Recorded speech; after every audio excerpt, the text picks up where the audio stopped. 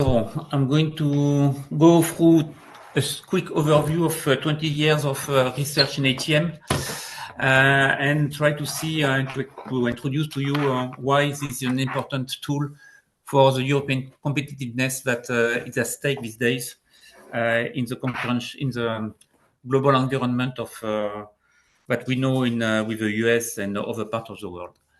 So my name is Serge BAGIEU. I'm working in SESAR Joint Undertaking since more than 15 years, after more than 20 years in Airbus, in the design office, in ATM domain, and in air traffic management also in Airbus as architect of air traffic management for all family aircraft. And also in the strategic department of Airbus on that domain. What I'm going to go through, it's a quick overview of different subjects, elements that I would invite you to interact with as I go through. So after a quick introduction of the European ATM research, I will go through some historical context and evolutions, an overview of some major research project initiatives, some introduction to technological innovation and in air traffic management, the context of the regulatory framework and the policy change that are supporting all these activities, the current trend and challenges, where we are, where we're going to, what are the case studies for successful implementation, and then I will conclude with a future outlook or perspective of reference material. So as I said, feel free to interact, to ask questions. I don't see any hands, so I expect that any of you will help me to stop and to take the question as they come. So first of all, air traffic management. We are coming from ENAC, the French School of Civil Aviation. So we should be aware what is air traffic management. It's an important matter, and it's a crucial role in safety of flights and efficiency of the traffic flows in the air. So it's important to have an effective air traffic management that ensures safety for millions of passengers, and which also secures smooth operation of air travel across Europe. That's really the main aim of air traffic management, and that will enhance the overall operational efficiency of the aviation ecosystem. You can call that an ecosystem as a whole. And every stakeholders in the system are really looking for its efficiency because this is it's very sensitive to any fluctuation, as I may introduce later on. And the ultimate user, or the main users, the airlines, are really always under stress on the efficiency they can get out of the system. This air traffic management subject has been out of research. I put 40 years, but I would have put since the Second World War. Since as soon as we had more than 2 aircraft in the air, we have to take care of air traffic management. We have to take care of separation of this aircraft, or of the safety of each individual flight, and also on the efficiency of this flight, as we have more and more traffic and more business orientation in the air. And so since this time, the system has evolved and has need to take into account evolution in methodology, in standard, in technology, in order to shape the airspace in Europe, but in the world. We had as IENAC alumni a very interesting webinar on ICAO context. And introduction to the different ways ICAO is working to some months ago, I think, from Jean-François Groux. And this is also the support that we need in order to develop these evolutions, in order to secure a more integrated and an interoperable air traffic management all around the world. It's important to define a research objective, and each state or each airspace, let's say, global airspace, has its own objectives, always securing safety as a primary objective, trying to always optimize and safety, whatever type of traffic is in the air, let's say, and is growing. Then optimizing the usage of airspace in order to secure the increase of the demand that we are facing. always reducing the delays, and we are going to come back on that, and minimizing environmental impact. So that's at stake the main objective of air traffic management in a general, in a broader sense for the European aviation, and this is also supported by the different policies and priorities that Europe in particular, as a kind of leader, I would say, is populating and imposing to the system. So it's important to understand and to keep in mind that the evolution of the flight growth that you can see here in red is steering the growth of the GDP, of the global interior product, let's say, of any state. Even though in the recent years we see that the elasticity coefficient is less important, it's reduced since 2020. But we see that every time there's an evolution of traffic, either positive or negative, there's consequently an evolution of the GDP of the region. And so it's a reason why always the aviation is really considered as a top priority in the different conference and domain and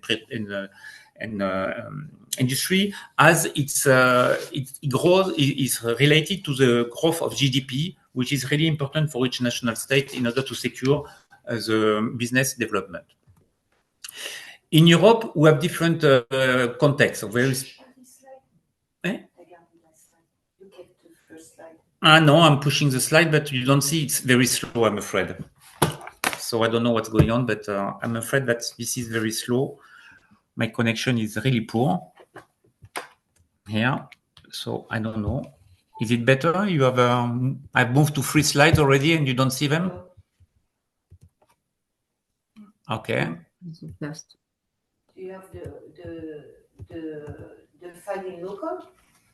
I could have file in local now. It's still on the network, but I can download it. The network, it's a matter of So I'm going to come back. I'm going to download the presentation on local PC, on my PC locally, and then I will reshare it. It's network here is not working.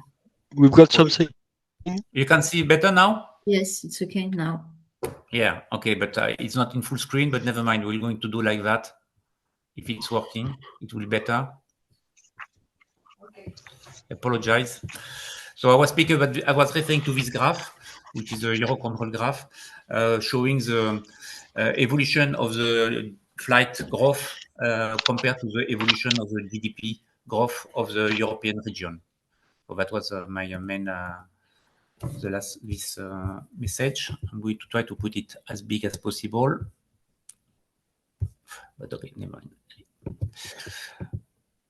So in Europe, what is at stake is that we have a very high fragmented airspace. Each national state has sovereignty over its airspace, and in each airspace there are several sectors which control and support the necessary activity to manage the traffic flow which is operating over Europe. We have more than 60 European area control centers in Europe, and we have a density of traffic which is increasing. And the last reference, which has been officially published by Eurocontrol, is 10.1 million flights in 2023, which is as higher as prior to the crisis. We have a huge, so it's a little bit small, by the way. So this is showing the traffic which is concentrated over the area, Benelux area, I would say, from London up to Frankfurt, Amsterdam, Paris. This is really the core area where we have the highest number of flights and the most congested airspace in Europe. And this is surrounded by a lot of number of military zones that are represented here on brown, which create also difficulties and complexity in the management of all this traffic.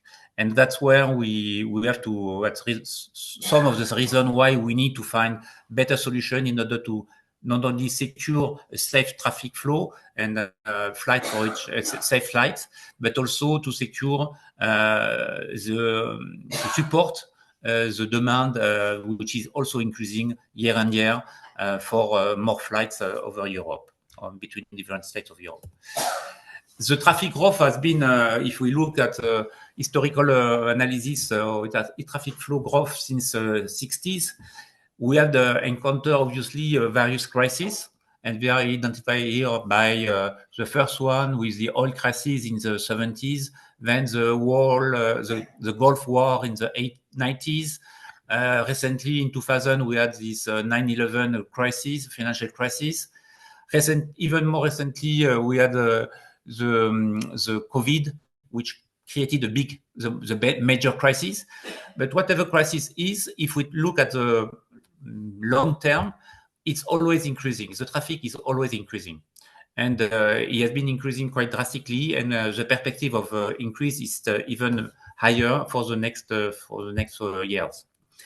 And that's the perspective of the last forecast from Eurocontrol, showing that expecting that in an average, if we just take the base scenario in the middle, not the highest, neither the lowest, and because we are in the base, after the crisis of COVID, we are now already recovering the level of traffic that we had prior to COVID, and we expect to have an increase from this reference of 2019 of 44% in 2050.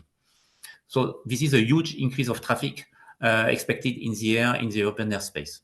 And that's what we have to face, and that's why we have to do research in Europe, in particular, because our traffic increase is one of the highest one in perspective, in the current complexity that we have. Other areas of the world have a very high traffic increase also, but they are starting from a much more lower density of traffic and complexity of traffic.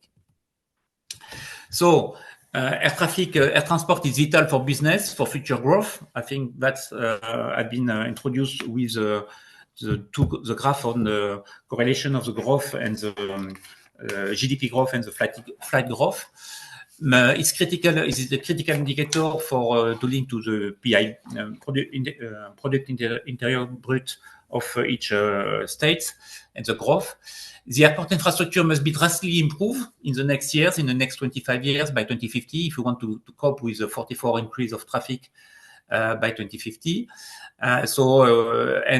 We need to we need to face the increase of demand, of traffic demand in all environmental conditions and operations, whether this is at the airport and the airspace level, where we have, and you have heard about congestion of airports in the last 2 years in particular, and even on the airspace, and potentially you have been suffering from that with delay, either queuing on the outside of the airport, like it happened last year or year before in Amsterdam or other major European airports, which have been obliged to reduce the number of flights that they can manage, or even delay in the air, delay in the departure time or in the arrival time, which has been increasing in the last years, just after while recovering from COVID, which was still lowest traffic compared to 2019 reference, but which shows the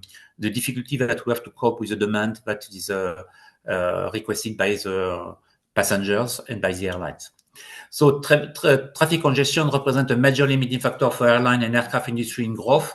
We have to understand that this is a question not only for the airlines, for the passengers, ourselves, let's say, but also for the airline operation, for the business, and for the industry. The industry also, either the airborne industry or the ground industry, is also facing a big problem and interest to resolve this problem.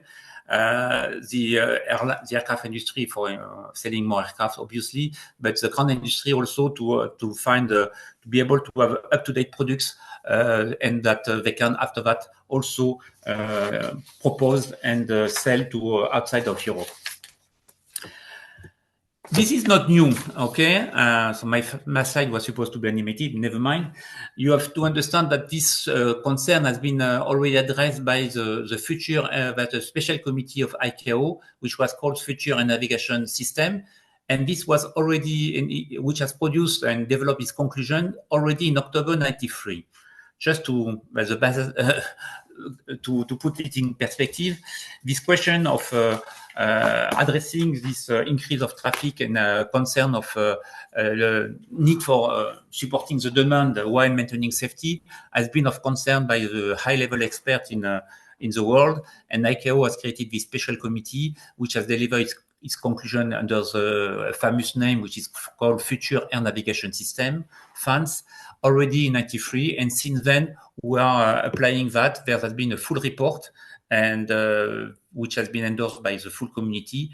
And what is the main idea of this FANS report is a recommendation which consider that current air traffic infrastructure and has to change, has to evolve. It's recommending to prepare and anticipate the growth, and we know that the growth is there. We have gone through the growth since 1993, since the 90s period, not only in all parts of the world.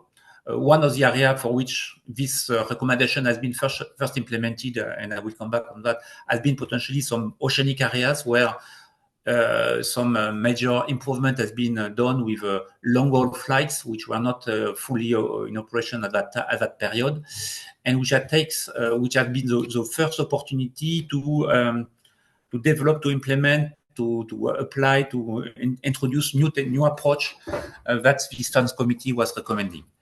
FANS committee was recommending to replace the current analog radio with digital radios, already to go for digital, more digitalization in air traffic management operations, to use satellite communications and exchange in all domains, to secure global interoperability between all the actors, to secure that the flow of traffic is free to interconnect and to operate.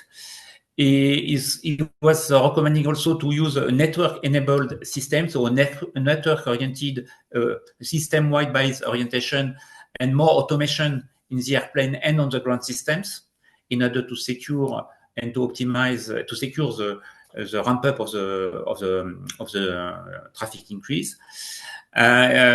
Transitioning to the global positioning system, satellite-based navigation, basically for landing also, in order to optimize and to get more reliability and safety in all these critical phases of flight, which are the landing areas. And then to install the flight service automation, which enable the pilot to plan and file flight plans without reliance on the flight service specialist, in order to be fully digital, basically. So that are the high-level orientations. This was general ideas, good ideas. Some have been taken into account. You have to consider that this is based upon a constat, and if we update this constat, is that in the airborne side, this has been drastically taken into account. If we compare the cockpit of an A300 in the 70s and an A380 or even an A350 these days, where we have reduced the number of pilots and crew in the cockpit. We have been going from analogic display with plenty of buttons everywhere to a digital and even head-up displays in the cockpit, much more digital oriented. Going from mechanical aircraft steering to fly-by-wire cockpit approach, and more even on the recent A380 and A350. The avionic network is there's a network of avionic exchange of information.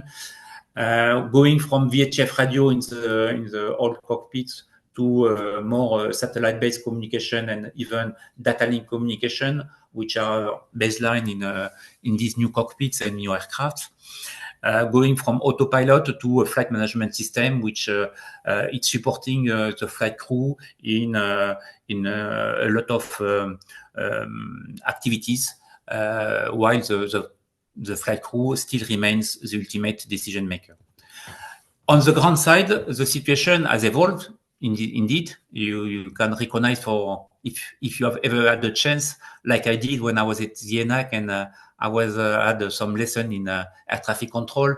We had some simulation session as at core, and we are using this beautiful screen on the left of the image here, where we had analogic display, which paper strip, phone coordination, VHF radio clearance, and even national radar feeds.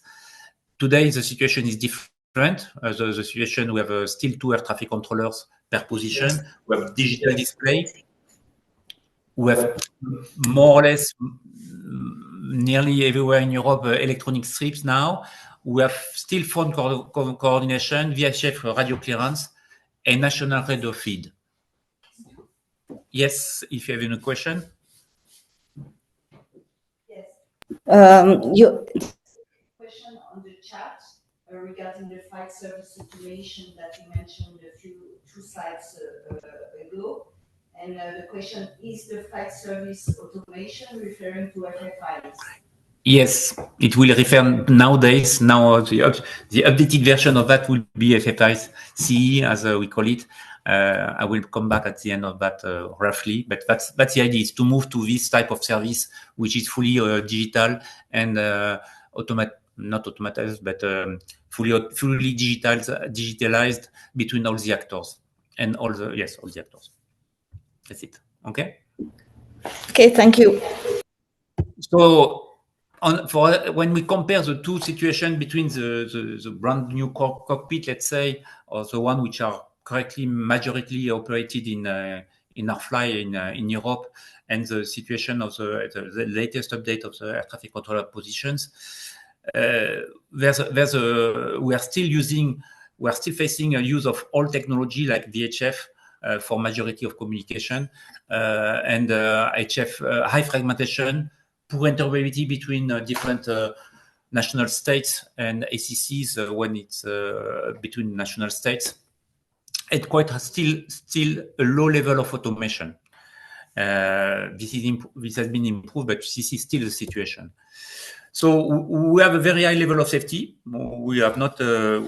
I mean, I was reading when coming to this conference in news that there still has been an accident, of a private pilot, unfortunately, who crashed, and we have 3 deaths. But in the airline industry, there's a very high level of safety. We don't have a major problems in Europe these days. So we have to rely on that and to maintain that. We have still a very highly fragmented airspace. There's a lot of action that which has been initiated, and we'll come back on that to try to optimize and reduce this fragmentation, but there's still a work on that. There's a suboptimal route network decided at national level. That's also a constat that has been done, and that has been addressed in the last 20 years of research.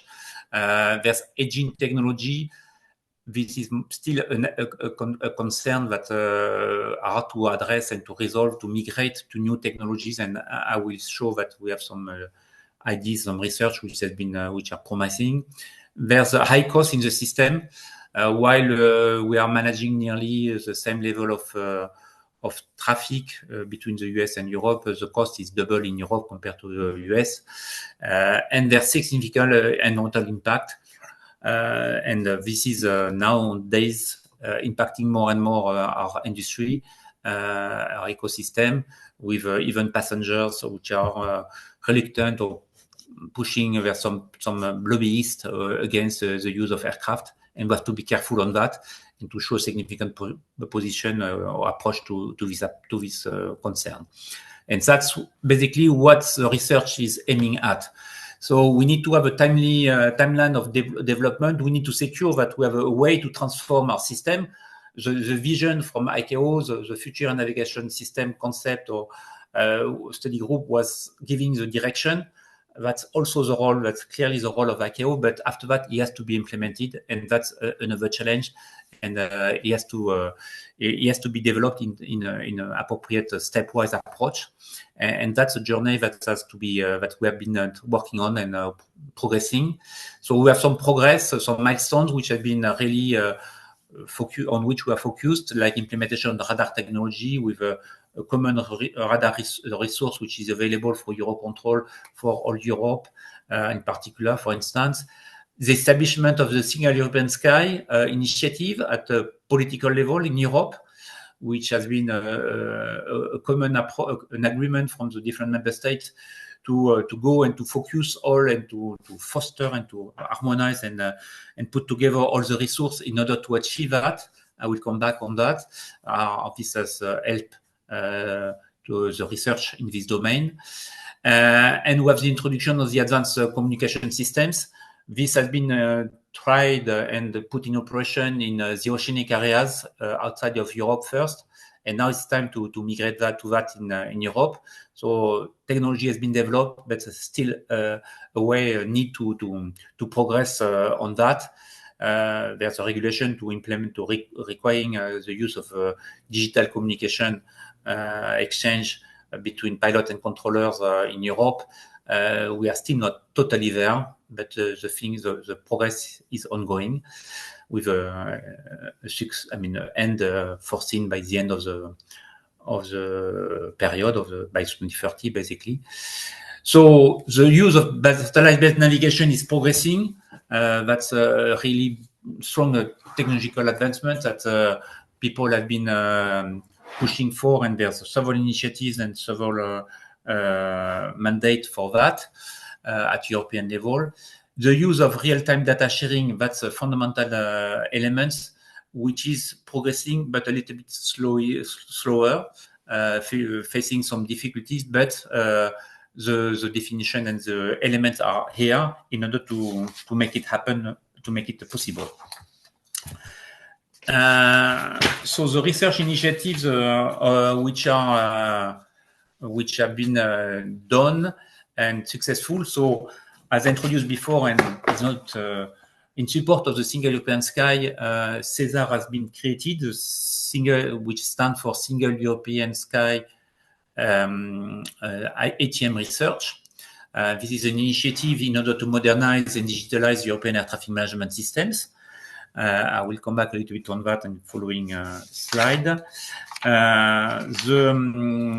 The collaboration across Europe has been supported by various institutions and political acts, let's say, in the scope of the Single European Sky, pushing member states to coordinate through functional airspace block in order to foster and unify their approach in evolution of air traffic management, either in the airspace management, airspace organization, and also in the technology that they could commonly deploy and implement in order to secure that the research is turned into operation. So that's basically producing some benefits in terms of airspace management, enhanced safety, and best practices. But this still need to be supported by major facts and an improved regulatory framework across Europe. EASA is acting on that already with some support and initiatives that will complement the pure research technological approach that SESAR is developing. In very quick, what is Single European Sky? It has been in place since 2004. There's 4 basic regulations which characterize Single European Sky, which are as the basis of Single European Sky. One created dealing with the creation of the institutional framework at European and national level to adopt the binding rules with involvement of stakeholders, creating a community method. Creation of different entities or organizing some other ones like Eurocontrol, creating of Single European Sky Committee, SESAR also as a true for technological leap, an establishment to address this problem. Allow a first layer of implementation rule, so some evolutions like satellite-based navigation or data link. Initial data link communication has been supported through implementing rules towards interoperable equipment. So that's our common rules which are applicable directly to member states at European level. and securing transparency of the air navigation charges, which is also an important element in order to try to, with the objective to optimize this cost effectiveness at European level. The main action are against safety to guarantee flying public, the flying public highest safety standards, capacity and delay to reduce and to manage this problem of delays while the demand is increasing in order to try to find the best response to this demand without increasing the delay. Then fragmentation and cost efficiency to try to find the way to establish a seamless single European sky. This is still a big action. And the environmental aspect with a clear focus on the management of the flight efficiency for achieving dual flights, and the introduction of aviation emission trading scheme as a strong initiative, which has been finally recognized and supported at ICAO level. But Europe, once again, through its political willingness and support with a single European sky initiatives, has been the leading in this domain. So there is a question in the chat. Yes. With all challenges we have today with jamming and spoofing related to the usage of satellites, what consequence on ATM solution as France encourage space-based technology? Good reaction and good knowledge of the situation. Yes, this is our concern these days. So we are following as a consequence of the Ukraine war, mainly a large amount of problem with the use of satellites in certain regions of the world. There's a program at European level, Galileo program, which expect to be managing and securing these aspects. And so the political approach. So we are developing additional research in order to analyze the problem and identify the resolution to this approach by a mix of use of satellite and ground-based potentially technologies, but also introduction of multi-satellite approach with some new satellite constellation which are more robust to this type of problems. So that by design, that these new satellite constellations are more robust to this problem of jamming and spoofing that some, let's say, older constellation are facing.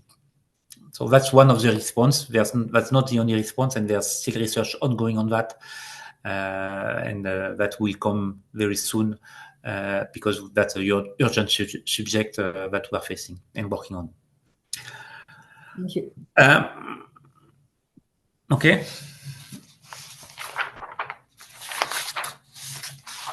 So, in terms of objective of the given to the single European by the Commission, European Commission in the single European sky, the request is to move towards more performing and sustainable aviation in Europe, requesting to be able to handle 3 more times the traffic that was in place when the single European sky was launched.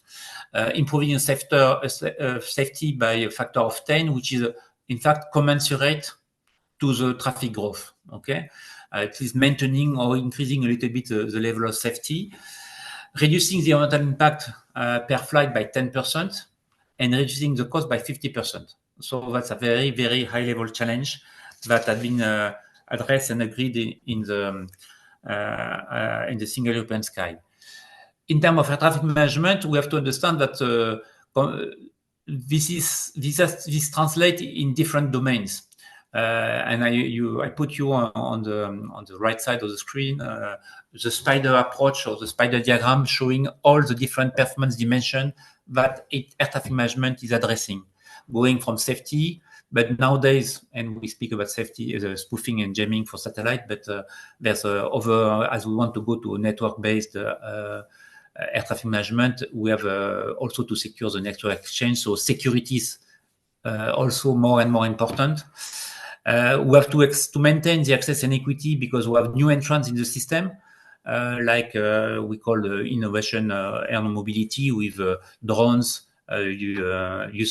space operation, but also high-level operation, yes, with balloons or other new operations. We have to address the problem of capacity demand increase while reducing the cost with cost effectiveness. And then we maintain and we want to secure the global efficiency, environmental impact of the system. So these are all the domains that need to be addressed in order to secure and to meet the increase of the air traffic management. And that's a concern that we have when we develop our research activities. This is so SESAR as a technical pillar of Single European Sky is the entity which has been put with a program inside the Single European Sky, which is in charge to develop, to define what could be the cycle of research for innovation of air traffic management. So he has a four phase in this cycle. The definition phase is aimed to deliver a master plan, a plan for European air traffic management evolution in the next 25 up to 25 years, basically, generally. From this master plan, there's a development phase, which is launched in order to launch research activity in either what is called exploratory research, which is more research coming from fundamental basis, and I will come back and illustrate some example, but also in the industrial research in order to prepare industrial products with the manufacturing industry, in order to secure after that a quick transition to the deployment of this research into real operation. And for that, we use different tools. So in the development phase, we aim to produce SESAR solutions, which are now famous research elements, let's say, that are delivered by the research phase of the cycle, but which are pushed and put into implementation, supported in deployment through a tool, common project regulation produced by the European Commission also, but also through digital sky demonstrators, which aim to encourage early movers in implementing these SESAR solutions to show to the community that they are good research results translated in a real product, in industrial products that bring benefits and that can be deployed largely at European level without any support from regulation or any other form of institutional level. Then we do the monitoring of the operation in order to define what are the areas where we are successful and where are the areas where we need still to improve. And that gives us some ideas and some areas on which we focus the new definition cycle, the new update of the master plan, which launched the new cycle of research development, the new SESAR solutions, etc. So that's a cycle that we implement.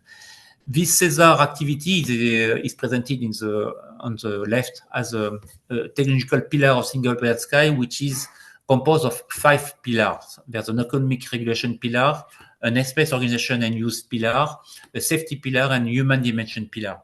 So it's important to understand that these pillars all work together and they contribute, they support each other, and more, and especially in the coming years, we are going to reinforce the complementarity and the integration of these activities for the benefits of the Single European Sky efficiency.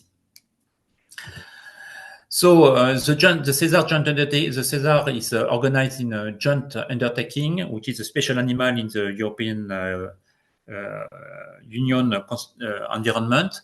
It's not an agency. It's not purely the European Commission. It's a public-private partnership between European Commission, Eurocontrol, and up to 56 industry partners, which go from different horizon. 57, excuse me. Now we have a new one, going through different horizon in the aviation value chain.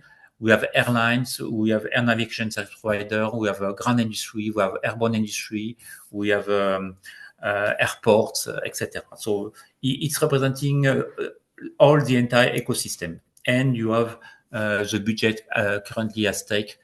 The aim is to accelerate through research innovation, the delivery, and the resilience and sustainable digital European sky. So I introduce you the plan, the request of the European Commission, expectation of the performance ambition of the European Commission with the Single European Sky. SESAR aims at taking these objectives and transform that in a performance-driven research development in order to secure the increase of environment benefits, increase of safety, reduction of safety, and also the addressing the capacity problem. And that's, as I said, as we secure the traffic increase, will increase the competitiveness at the European level, since all the partners will get benefits out of that. So the technical innovation which are at stake and that we are currently facing is today the introduction of the artificial intelligence and machine learning aspects, which are a good opportunity to improve the automation, the level of automation, the level of support that is needed in the system to face the increase of traffic demand that we are facing. Another level is the automation. With the level of automation at stake, we have already introduced some automation systems in the ground and in the airborne. In the airborne, there was autopilot, there was the flight management system. Flight management system has evolved with more integration with different other computer on board the cockpit.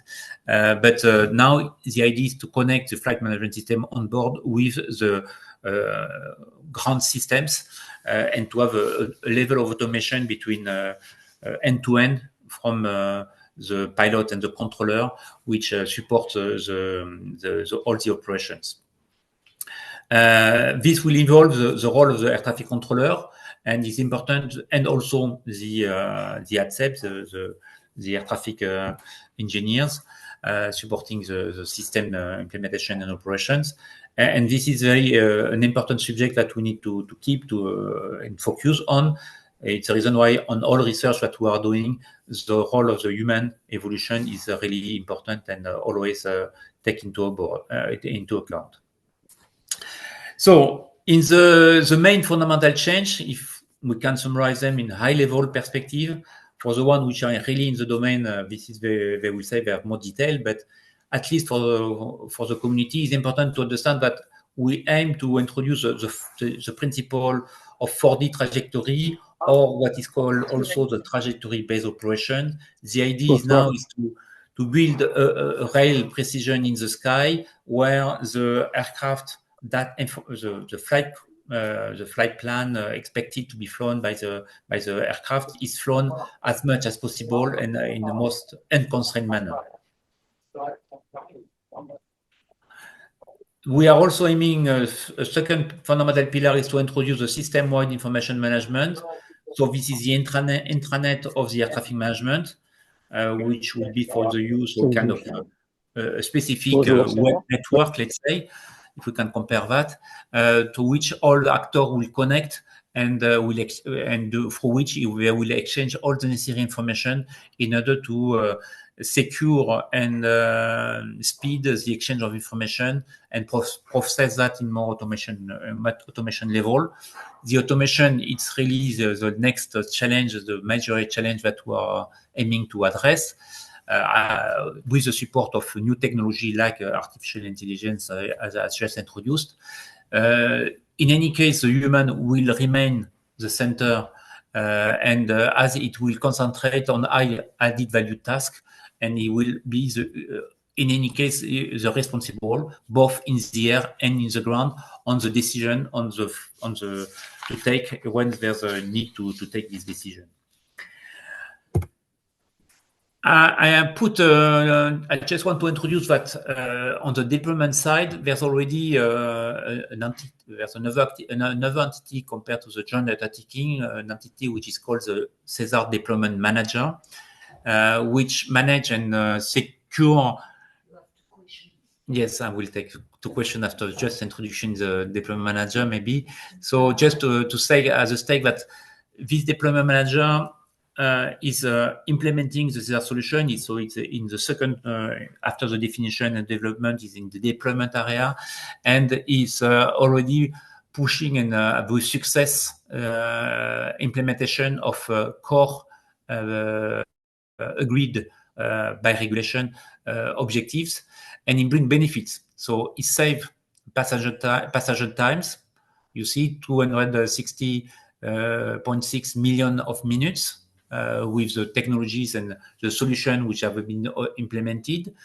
It saves also environmental with 4.3 million tons of fuels. So these are really a strong number that are now monitored and managed into operation compared to the expectation which was delivered through the SESAR solutions. You have the number in the slide. I'm not going to go through everything, so I will take. It would be better to take questions so that we have an interactive discussion. So maybe if the first question. So first question, it's Apollin. Do you think that UTM can be an opportunity to NSP to put air navigation charges with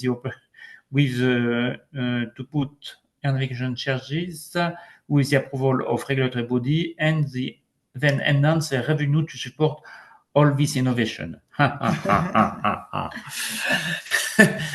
So U-Space operation is the new innovation, the new entrance in the airspace. There's different approach to that.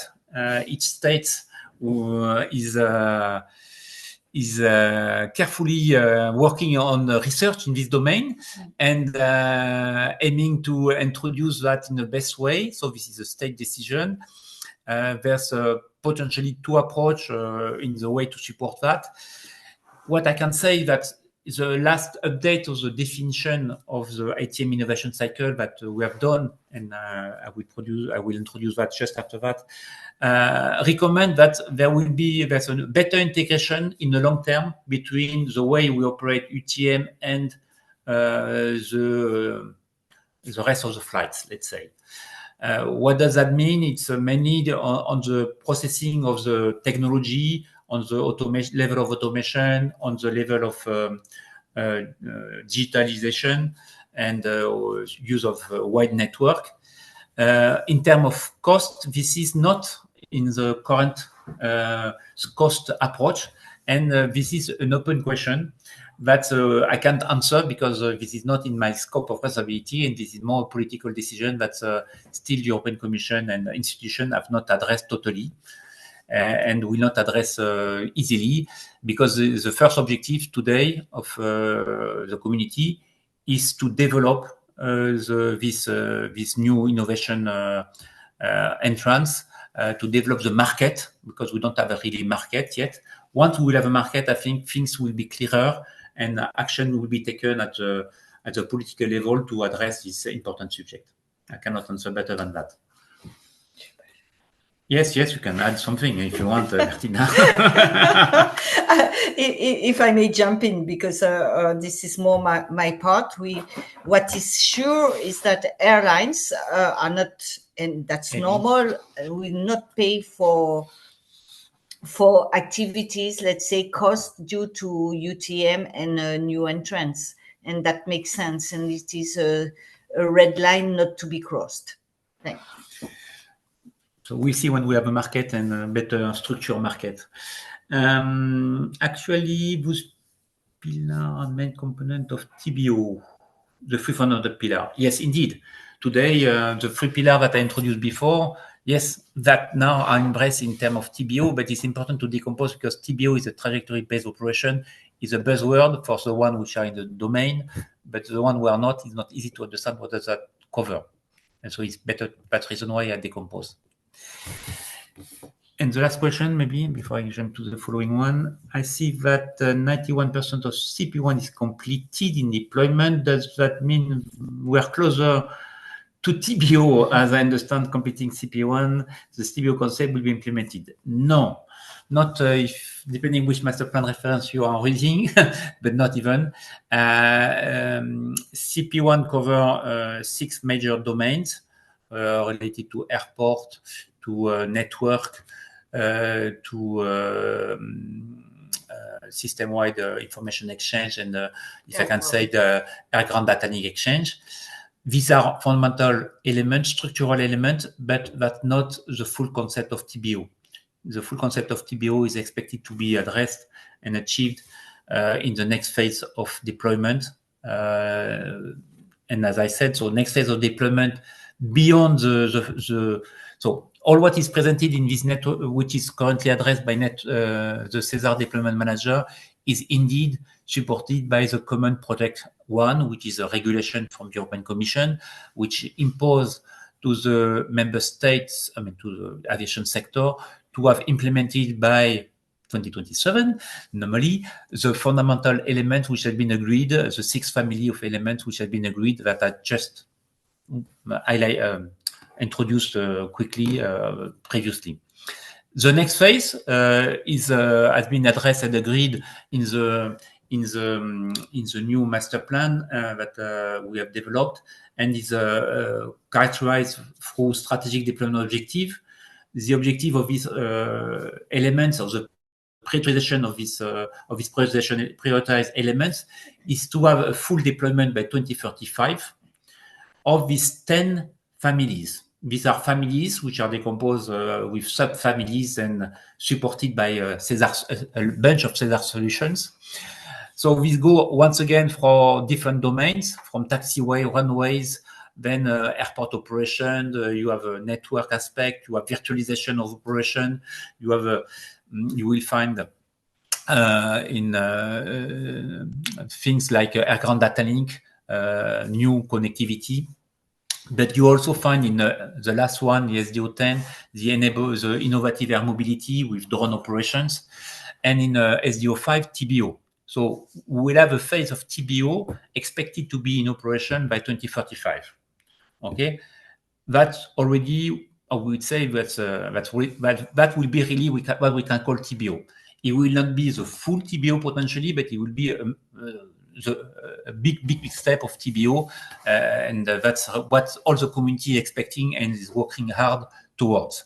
Okay, so in order to secure this deployment by 2035, we need to accelerate and finalize our research. For half of the SESAR, half of the SDOs are supported by SESAR solutions. So what we call solution research activity, which has been mature, which has been successful and ready, and which are ready for deployment already. So we have half of that. The other half is still in the last phase of development, and is expected to be able to be available, to be turned into industrial product as quick as by 2030, and between 2030 and 2035. So we have quite a large confidence that this can be achieved. We are also working with ICAO in order to secure that, following the fund's high-level objective, ICAO has now developed a global air navigation plan in order to support and to guide all the states around the planet and all the region of ICAO in the planet in the same implementation steps, as we need to secure interoperability. As I mentioned before, we need to have a global interoperability of all this part of the world. And whatever we do in research in Europe, where we are one of the leader with the US is so and so, sometimes yes. We are coordinating with the US, but we are also pushing our ideas and our main milestones, main objectives at ICAO level, and we are securing that we have an alignment between our objective of deployment with the ICAO Global Air Navigation Plan.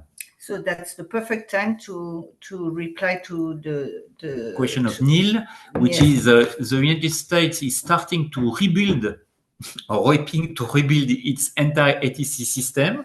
Yes, that's true. At least there's a political, I heard of some political decision, message on that. But does not yet appear to be any definition or design of the architecture of the new system. That's also true. Other than Congress appropriating money to replacing very, very old system. And you cannot say, okay, I'm not going to argue. It is if globally interoperability is a goal, how do you see the SESAR architecture, especially the ATM master plan, dealing with interoperability with what eventually emerged in the US? Or in a simpler term, is FA keeping up with the advance being made in Europe in ATM ATC? Yes, we are working together. We have several within SESAR Joint Undertaking, we have a memorandum of cooperation with FAA. Previously, it was next-gen program. Next-gen has been diluted, but we still are working with FAA, with the key players. They are coming to our annual events, either the SESAR annual conference or the SESAR Innovation Days that we have once a year. They are key players. We have different panels on which we exchange our research questions and progress, and we cooperate. One of the one that I can illustrate, I've been following a little bit recently, has been the U-Space domain. In U-Space domain, we are leading, but we have also there's a strong and very enthusiastic leader, program leader in FAA on U-Space, and is keen to know what we are doing. And there's a monthly meeting, monthly afternoon exchange on the progress and the experience gain between the different the two entities side of the Atlantic. And you have a similar question regarding NAV Canada. With NAV Canada, they are even more advanced, more integrated, because they are sometimes even participating to some of our research activities, because they are eligible to the funding that European Commission provide to the different projects that we support for the development of SESAR solutions. So we are even closer coordination with them. Okay. I don't know. Maybe yes, we are coming to the end of the time, but I can speak longer. I can see. So I'm going to introduce the future research area that the 12 priorities that we have in the master plan. Just to say that we have industrial research, which is aimed to address and still the transformation of trajectory-based operation, because we even if we expect to have a baseline of operation of traffic of TBO in 2035, we still have some research area to go beyond that, to have more automation, more trajectory-based operation, or advanced air trajectory-based operations. So that's a research area that we are going to launch next year. Hyperconnectivity and multi-link connection, like in the navigation domain, is essential to support TBO. So that's another area on which we expect to aim to have a new research activity, complementary research activity. The two following domains are linked to the ground platform modernization or digitalization, where we aim to launch research activity to support the creation of more modular and digital platform to support airport operation and also en route operation and TMO operations. This is a huge domain, a huge sector of research with the industrial partners. We have a large community support for this revolution or this evolution that both air navigation service providers, the users, and the ground industry are aiming to produce.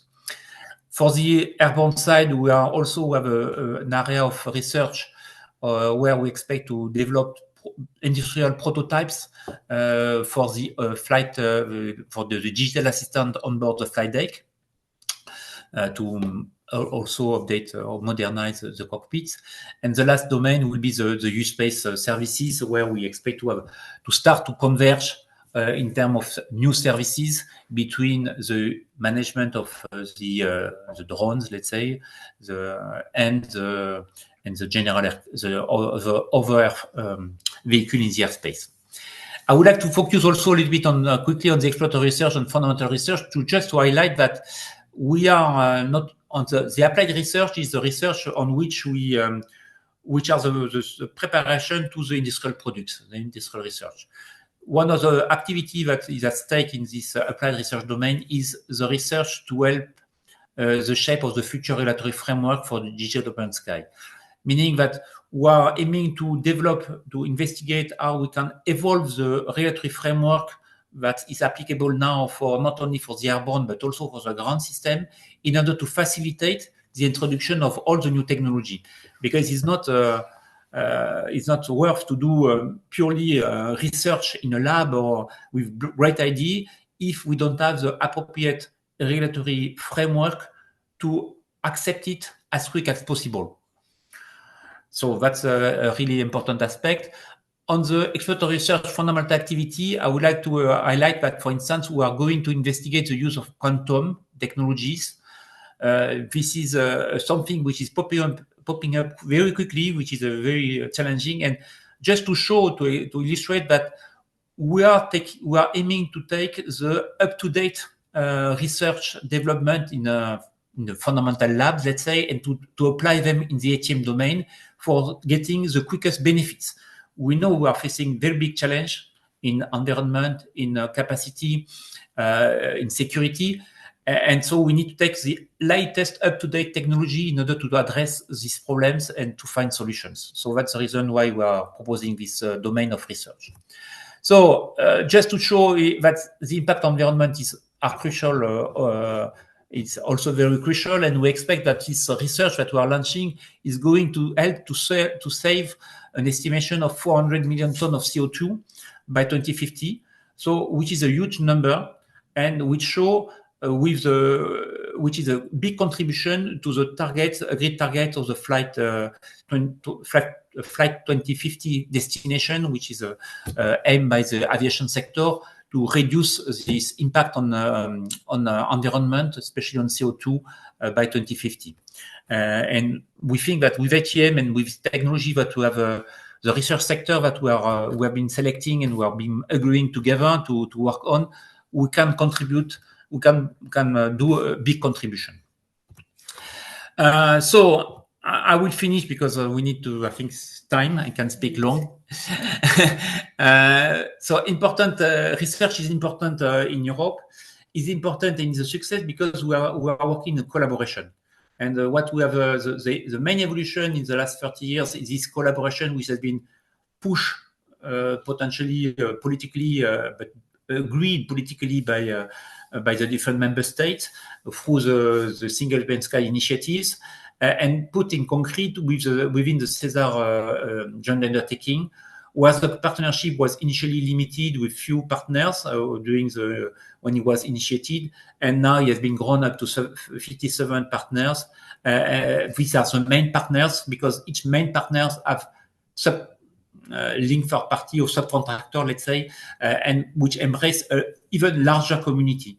So today, we say we are in the research domain. We are managing around 5,000 personnel which are involved in this activity. So this collaboration is important. Is pushing innovation and is producing results, concrete elements and concrete results. And the CP1 benefits that I quickly introduced are showing that this cycle, which is with the CP1, this is the first run of cycle, is prove benefits, it prove efficiency. For future research, we are looking for very key domains, as I just introduced. I'm not going to put that. This is captured all in the master plan, and we are going to continue to progress on that. And this is very important because our activity is not only for the benefits of the European community, European actors or passengers, because our suppliers, especially the industry supplier, which are involved with us, are also selling products in other parts of the world. And the other parts of the world are looking to what we are doing. And we know that some call for evolution or improvement of some ground system or air traffic management system in other parts of the world are taking SESAR solutions in their call specification. And so that gives an advantage to our European industry, since they have been involved in our work and they can easily develop the proposal and be the leader on this domain. So this is also for the benefit of the competitiveness of Europe. In a stake, just we have a new master plan. This is a new master plan. It can be accessed online. You type European ATM master plan and you will fall on this. I will potentially, I forgot to put the link, the hyperlink to access to it. That's where the high-level research for the next 25 years is summarized.